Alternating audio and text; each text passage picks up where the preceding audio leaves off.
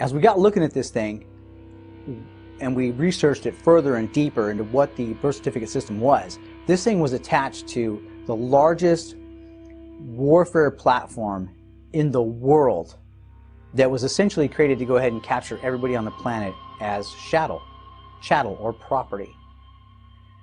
And this was how they were going to go ahead and create their wealth off the sweat of everybody else's backs. And so this led us, of course, right back to the Vatican, London City, and the Pentagon.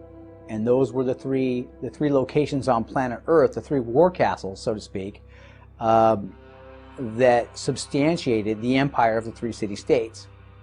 And I encourage all you guys out there to take a look at the empire of the three city-states and do your research on the empire of the three city-states and exactly what that is. The Vatican itself, when we looked at the Vatican, this place was just the esotericism there, the esoteric symbolism behind this entire warfare platform was all over it. I mean, this thing just reeked of esoteric knowledge. It was just, the symbols were everywhere. Now, when you look down at the Vatican, you see a keyhole and a phallus, and of course the timelines and the shipping lanes coming off there, and the keyholes that lead to those, the doorways that lead from those timelines and shipping lanes from the phallus, from the center of the keyhole there, or the womb, the female womb. And if you look around it, you'll see a bunch of men, statues, just statues of a bunch of guys all around this keyhole. And what they are doing is, this is an orgy. And these guys are waiting, literally, waiting their turn to fuck the world. And I can't emphasize that enough, what that means. They're waiting for their turn to be the next pope so they can be in charge of what they're in charge of. And when we looked at what they were laying claim to being in charge of, when you look at the Vatican, was time. That warfare platform was a location on planet Earth to capture time. And it was demonstrated by the gargoyles that were there holding the sands of time horizontally to stop the sands from flowing up and down, and they therefore had captured time with the Gregorian calendar. Now, with the Gregorian calendar, they tell you what day Monday is, what day Tuesday is, what day Wednesday is. And that is the calendar all the stock markets on planet Earth use to pay out to. All shipping and commerce moves by that calendar. So these guys, we found out, have nothing to do with Jesus Christ. They have nothing to do with God. They literally watch the movement and shipment of all commerce. And they say, or they claim, that they have been given, they have heavenly authorizations to be in command and control of those shipping lanes and those timelines, to watch the shipment and movement of all commerce. So basically all they do is watch the shipment and movement of all monies and all cargo on planet Earth, to include the militaries, because you can't move militaries without money being somewhere first. So these guys know where the wars are going to be, they know where they're going to start, and they know who's behind starting them and finishing them off. That's what we found out in the long run. Do we have the same thinking in Washington? Did you know that Washington, D.C., the City of London, and the Vatican are not just capitals or in capitals, they are sovereign nations, totally independent sovereign nations. Now, I have a whole lecture on that, the Peaceable Sustainable Princes. All three of them, of course, have a territory. All three of them have a particular duty. All three of them have similar structures. The City of London has the obelisk. The Washington Monument is the obelisk, and the Vatican has its obelisk. All three of them are totally independent cities. All three of them have a particular geographical area, a city-state, independent city-state with its own laws, its own constitutions, its own police force. In the case of the Vatican, it's the Swiss Guard, which, by the way, is also a representative of the banking system, and its own flag. When it comes to the City of London, the heart of the City of London, then it has its own coat of arms and it has its own geographical area with its own elections and its own bylaws, an independent city-state, and its own flag.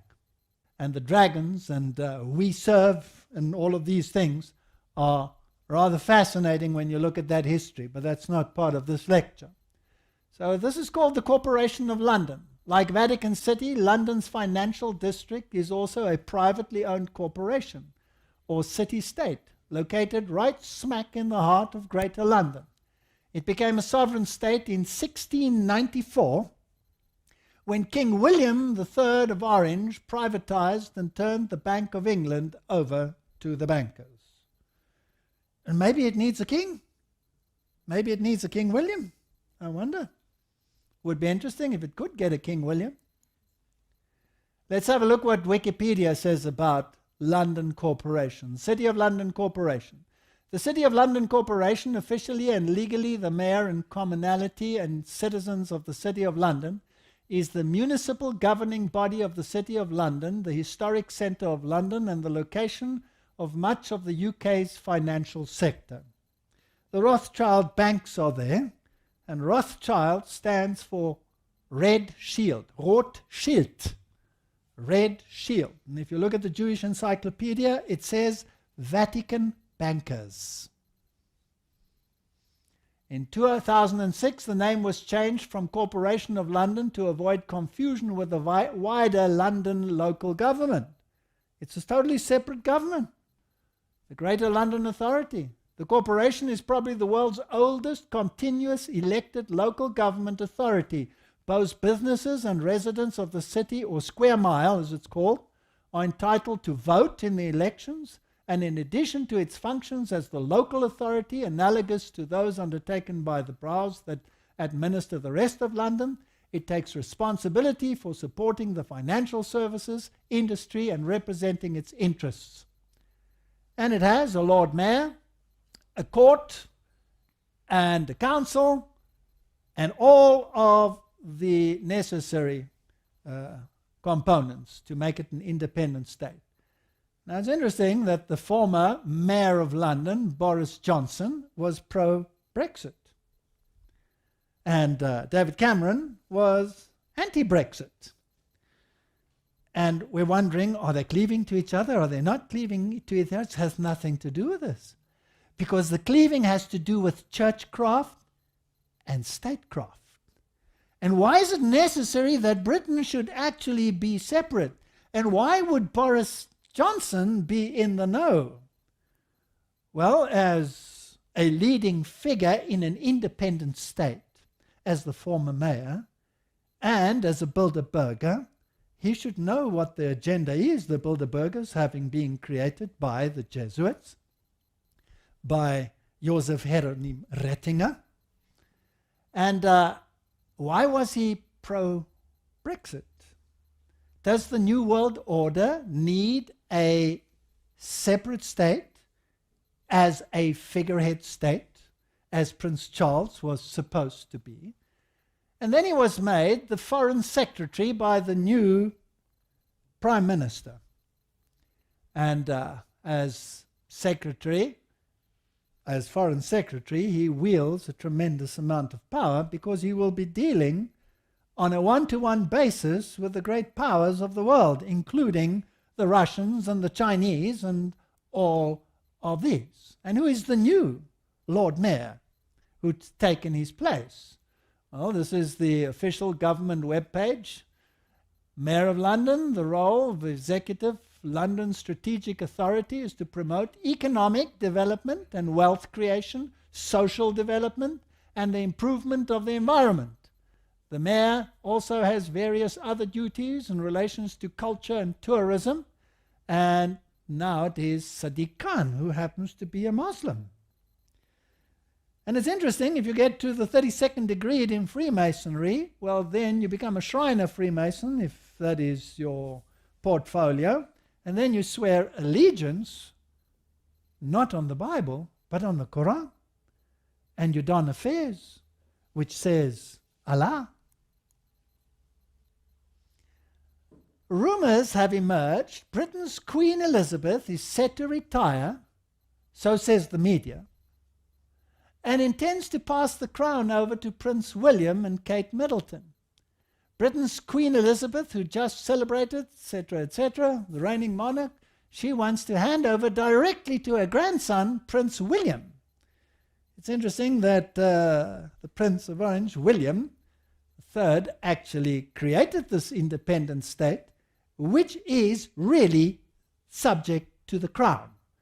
And the crown, legally, is the Vatican and not Britain. The Queen owns no crown. She is subject to the crown.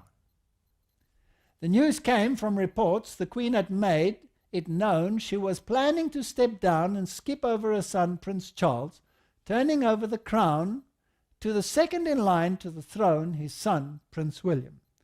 Now, in the higher circles, it has always been stated that the British royalty should become a figurehead royalty for the entire world.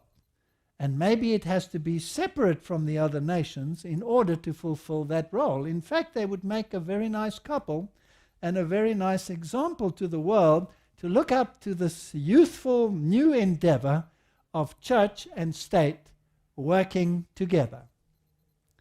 Now, the third little state is the District of Columbia in the United States. It also has its own territory within Washington, the District of Columbia. It has its own police force. It has its own flag, and there are 3 stars on the flag.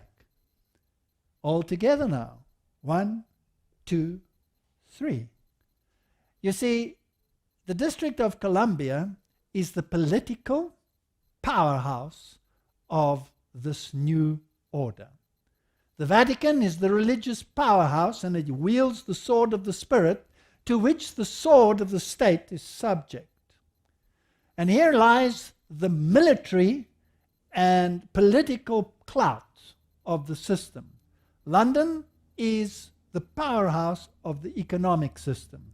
So all the economics of the world are controlled by an independent corporation in London that is subject to the Jesuits. And this one is also subject to the Jesuits. In fact, you will see that it has been donated from Jesuit land, which is Maryland, and the whole seat of government is totally legally separate from the United States. And the territory is what is called the DC Mall. And here's an aerial photograph where you have the great Obelix and the buildings associated with it, like the Capitol over there. And this is from Wikipedia, and it's called the Mall. So when great gatherings take place at the mall, then it's not just a United States gathering. It is the gathering of the elites that pull the strings of government. But I wanted to tell you guys about the rumors we were hearing about the U.S. Constitution coming to an end. It wasn't the U.S. Constitution and our laws and our liberties. It was the fact that the banking constitution had come to an end and was closed out with the end of the third and final international bankruptcy. And with that, the birth certificate system here in the United States ended. And so there's all the little kids that have been born since 1999 aren't supposed to be born on a birth certificate system. And the birth certificate system itself, when we looked at that, was one of the most nefarious pieces of the empire of the three city-states warfare platform to capture everybody as peasants or serfs or chattel property. And when we sat back and took a good look at the birth certificate system, when you're born on this planet and your mother has you in her arms in the hospital when you're first born, the RN comes in the room and says, hey, you need to sign this birth certificate before you can leave the hospital with the baby, or you can't leave with the baby. Well, that's a lie.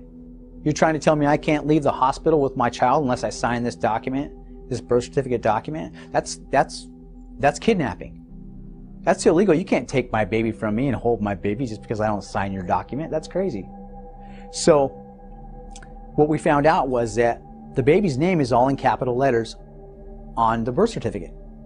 And when your mom signs that thing, she signs in cursive, which is considered necromancy, communication with the dead. Well, the only place you find all capital letters in anyone's name is on a tombstone. That's the only place you're supposed to find it. You're a dead entity. Well, when you're born into this world, you're considered a dead entity due to the shipping war that we're all in. So you're automatically, when she signs that document, and everybody signs in cursive, she's conducting necromancy, communicating with the dead. And when you're legged into that massive corporate construct of the Empire of the Three City-States, you're automatically presumed missing, dead, or presumed lost at sea. So you're a dead person, you're just a piece of cargo. So when you take a big look at this in relation to the esoteric symbolism behind what the Vatican is doing and what London City and those guys are doing, and the P2 Mason lodges, the Knights of Malta, the Knights of Columbus, and the Jesuits, which is the militia for the Vatican. This group of people are the secret lodges on this planet, and they utilize this shipping warfare system to conduct commerce on planet Earth. It's how they make their riches. Quite frankly, we found that a little aggravating. I mean, we were pretty upset when we got to the bottom of what the birth certificate system is. It's claiming that you are owned. You're a piece of cargo and that you're owned. Owned by whom? Well, we're owned by the Vatican. And they claim a lot more than just your body. They're literally claiming things within you. I would go so far as to say your soul. And I mean, you want to talk about a construct, a warfare platform on this planet that is nothing but nefaric. That is it. The Vatican is the location. So what we were looking at was, with this global system of governance, was we'll just call her a female. We'll call her, as a matter of fact, it's the Great Whore of Babylon. She's the Great Whore of Babylon, as clearly laid out in the Bible. This system is based in Admiralty and Maritime, the International Admiralty and Maritime Law of the Sea. And all of the corporations on planet Earth, to include the Empire of the Three City-States specifically, contribute to the strengths and the existence of this system, this female, we'll call her.